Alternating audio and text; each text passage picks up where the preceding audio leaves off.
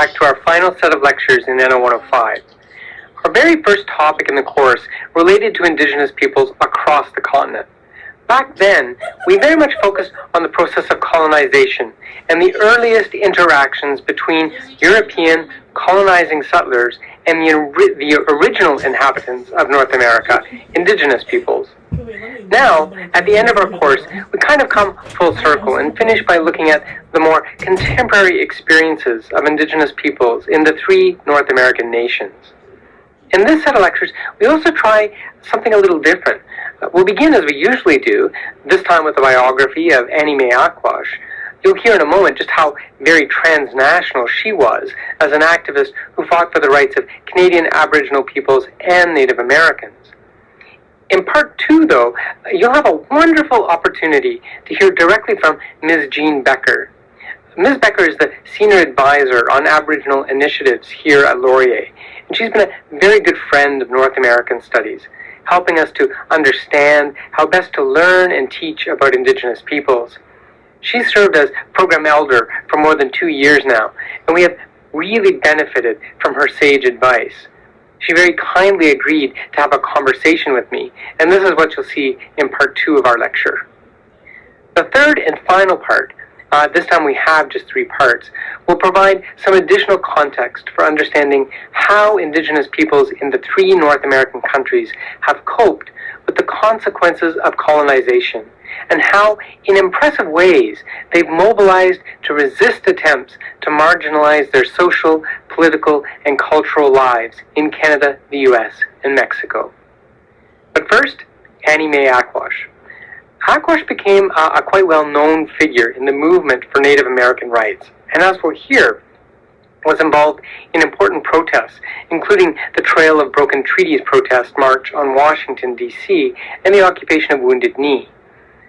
While much of her activism was centered in the United States, Aquash was in fact born in Canada in 1945. A member of the Mi'kmaq First Nation, her family was associated with the Indian Brook Reserve in Nova Scotia. For a time, in her early 20s, she lived in Boston and came to know many Native Americans and Canadian First Nations people living in the city. It was here as well that she first met members of the American Indian Movement, or AIM, who had been active in Boston, confronting issues related mostly to policing and Native Americans. Founded in 1968 in Minneapolis, Minnesota, AIM is a Native American advocacy group originally created to address issues related to American Native sovereignty, treaty rights, police harassment, and racism against Native Americans. As a group, early on, AIM focused on civil rights in the same era when we've seen others like Martin Luther King Jr. and Dolores Huerta addressing similar concerns in the African and Latino American communities. Aquash's early advocacy work with Native Americans living in and around Boston led to her involvement in the creation of what is now the North American Indian Center of Boston. In addition to this work at the local level, Aquash had also become engaged with national activism by the early 1970s. For example, in fall 1972, she did take part in what became a cross-country protest in the United States, the Trail of Broken Treaties. Starting on the West Coast, Native Americans joined together in a caravan headed for Washington, D.C. to raise awareness of Native American treaty rights, living standards, and poor housing.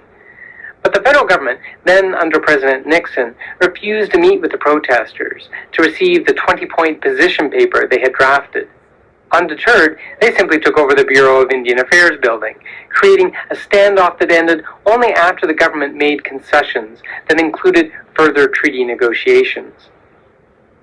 The following year, she went to the Pine Ridge Indian Reservation in South Dakota with a fellow Aboriginal Canadian she had met in Boston, Nogishik Aquash.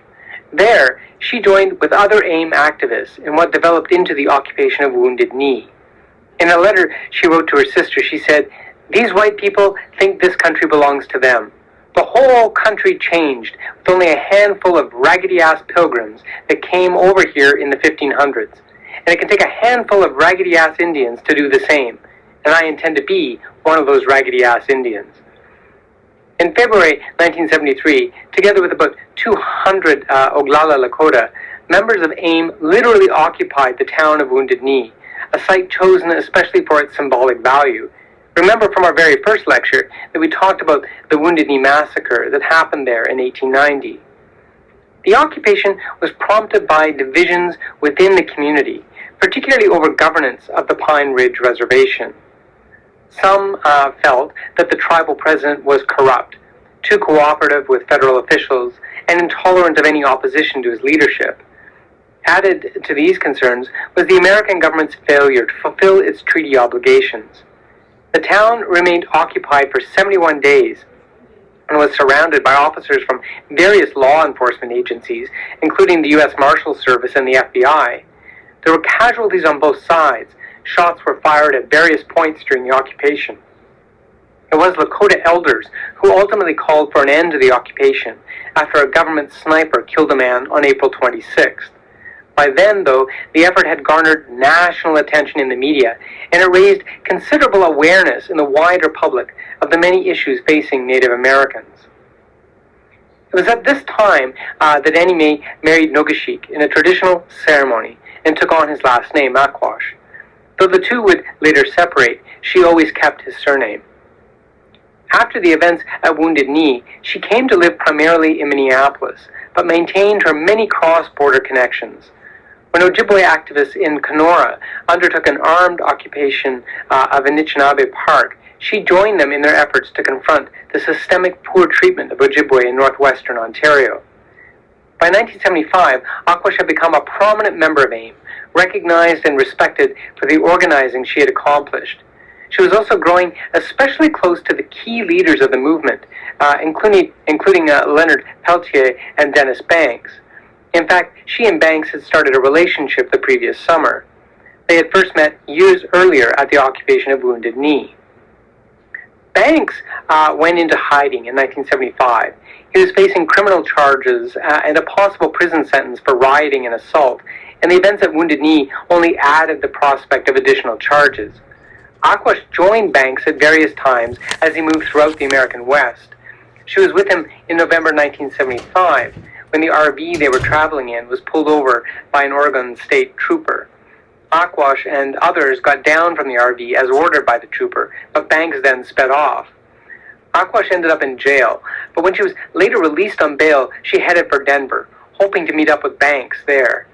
She stayed there a number of weeks at the home of a fellow member of AIM. The house kind of functioned as something of a safe house. Then, one night in December, a dozen or more visitors showed up, and Aquash left with 3 people in a red Pinto. She was never heard from again. In February 1976, a rancher in South Dakota found the decomposing body of a woman near the edge of the Pine Ridge Indian Reservation. An initial autopsy suggested she had been dead for about 10 days and had died from exposure. Her severed hands were sent to the FBI for fingerprinting, hoping this would identify her. It did. She was Annie Mae. Her family and AIM then asked to have the body exhumed, and an additional autopsy was performed. A Minneapolis pathologist noticed something missed by the coroner. Aquash had been shot at close range by a .32 caliber bullet on the left side, at the back of her head, execution style. Many years later, Aquash's remains were returned to Nova Scotia for burial, with appropriate Mi'kmaq ceremonies. In the meantime, her murder had remained a mystery for years. Initially, the discovery of her murdered body was not even seen as extraordinary. The murder rate in the area was amongst the highest in the nation. Many locals, in fact, just assumed she was yet another victim of a government that had a long history of oppressing Native Americans. The idea that the FBI was behind her murder as a way to frighten members of AIM was widely accepted. As it turned out, the FBI was not behind her killing, but it may well have helped to create the conditions that led to it.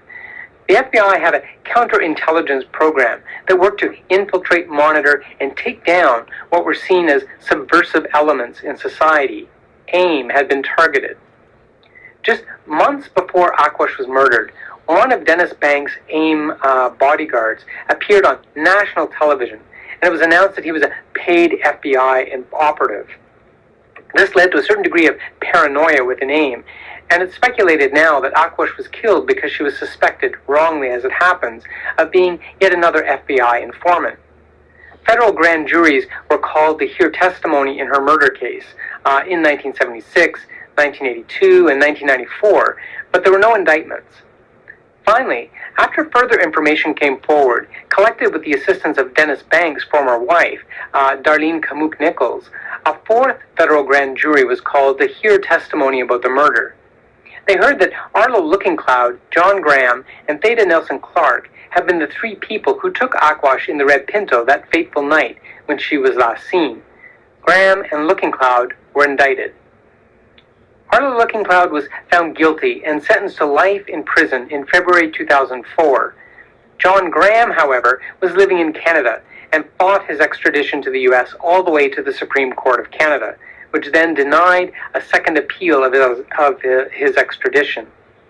Graham was found guilty of felony murder and also sentenced to life in prison. Theda Nelson Clark, though alleged to have been involved, was in poor health and wasn't indicted. Even with two people now in prison for the murder, there are still suggestions that others were also involved in Aquash's death. In particular, suspicions continue to surround some of the leading members of AIM at the time. In a 2010 plea bargain, Thelma Rios pled guilty to the charge of being an accessory to the kidnapping of Aquash and admitted in court that she had relayed a message from AIM leadership to other AIM members to bring Aquash from Denver to Rapid City. While names do not appear in Rios' plea agreement, they're blacked out, she said in it that there was discussion of offing Aquash. While it's easy to become caught up in the difficult and sad details of Aquash's death, I really think it's the experiences of her life that can teach us so much in North American studies. Here we have an incredible woman who identifies strongly as an Indigenous person and who works to improve the lives of Native Americans and Aboriginal Canadians, not particularly concerned at all by the border that divides the two countries. Her political activism and support for Indigenous and human rights stands as a good example alongside the efforts of others we've encountered in this course. One important issue to highlight in relation to Aquash's murder is the association it does suggest with a long-standing problem in North America, violence against Aboriginal women.